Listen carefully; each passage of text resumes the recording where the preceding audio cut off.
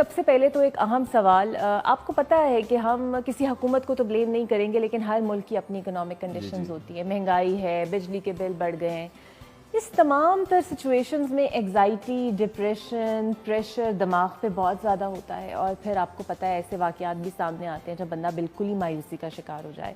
So actually आप ऐसी कौन सी बात उन्हें कहेंगे कि जिससे हम चेंज तो नहीं कर सकते लेकिन एटलीस्ट लड़ तो सकें अपने हालात से? अच्छा देखें, जो इस वक्त मुल्क के हालात हैं, मुल्क पिछले कोई 5-6 माह से शदीद पॉलिटिकल क्राइसिस का शिकार था, आप जानते हैं, और बहुत ज़्यादा नाउमीदी थी।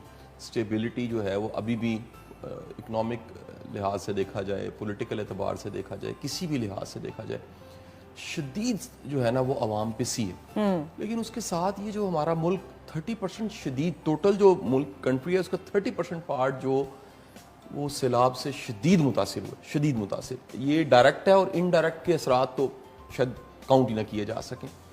किसी ने एक जुमला बोला और ये जुमला मुझे लगता है ये हकीकत है कि शायद अल्लाह ना करे, अल्लाह ना करे, अगर कभी दुश्मन हमला करे, इस मुल्क का उतना नुकसान तब ना होता जितना सैलाब से हो गया। यानी आफत आई और इस आफत की वजह से हम शदीद एक डिज़ास्टर का शिकार हो गए। अच्छा, अब देखें, जब कौमों पे इस तरह का वक्त आता है तो कौम के लिए लाजिम है कि वो एक हो सबसे पहले तो। और हम शदीद पोलराइजेशन का शिकार हैं। हम इतना तकसीम है हर बुनियाद पे, लसानी बुनियाद पे, फ़िरक़ों की बुनियाद पे, सूबों की बुनियाद पे। पॉलिटिकल जमातों ने इतनी शिद्दत दे दी है, इतनी शिद्दत आ चुकी है कि दुख होता है, सच्ची बात है। एक घर में अगर 2 जमातों को फॉलो करने वाले हैं तो उनका जो है वो सख्त एक इख्तिलाफ पाया जाएगा।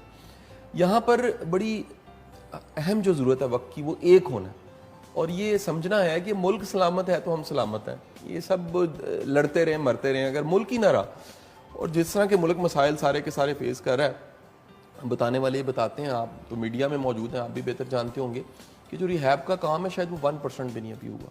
ये ट्रक के ट्रक जो हम भर के भेज रहे हैं, कोई मैकेनिज्म मौजूद नहीं है, कोई सिस्टम मौजूद नहीं है। इनको दोबारा सेटल करने के लिए शायद 10 साल चाहिए।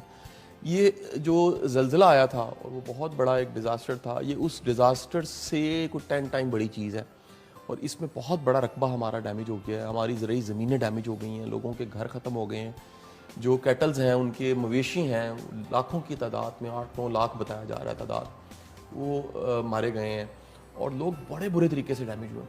इसमें एक होने की ज़रूरत है, इत्तेहाद की ज़रूरत है, कौम को एक बनाने की ज़रूरत है और बिलखसूस पॉलिटिकल लोगों को समझने की ज़रूरत है कि आप इस सैलाब की बुनियाद पे सियासत ना करें, इस सैलाब की बुनियाद पे आप एक दूसरे को बुरा भला ना कहें।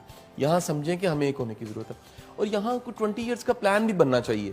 अगले 20 सालों में आप मुल्क को कहाँ देख रहे हैं? खुदा ना खास्ता आज से 5-7 साल बाद दोबारा इस तरह से बारिशें आ जाएँ, दोबारा इस तरह से कोई डिज़ास्टर आ जाए तो मुल्क का हाल क्या होगा?